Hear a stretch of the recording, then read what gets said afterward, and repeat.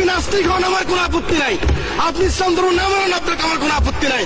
আপত্তি আমার এক জায়গায়, আমার নিজের আশরাফুদ্দিন নিজামের আপত্তি এক জায়গায়।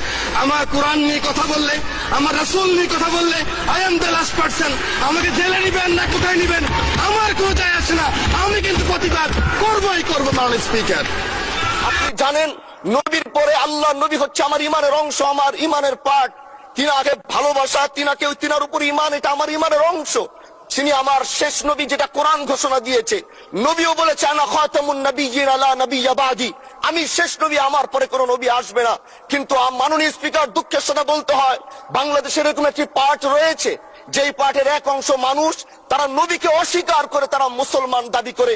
এবং এই বিষয়ে অনেকের ধারণা আছে, তারা জানে এই আন্দোলন করতে গিয়ে অনেক মুসলমানকে রাস্তায় শহীদ হতে হয়েছে, আন্দোলন করতে হয়েছে। স্বাধীনতার পর থেকে আজও সে আন্দোলন চলছে, কিন্তু আজও পর্যন্ত সেটা পাইনি। আমি মাননীয় প্রধানমন্ত্রীকে বলবো, আপনি বাংলাদেশের একটি ইতিহাস রচনা করে যাবেন। আপনার মাধ্যমে যদি এটা স্বীকৃতি পায়, যারা নবীকে অস্বীকার করে তারা কোনোদিন মুসলমান থাকতে পারে না, এটা আইনের মাধ্যমে, এটা বাংলাদেশের পার্লামেন্ট থেকে ঘোষণা হবে, সেটা আমরা চাই।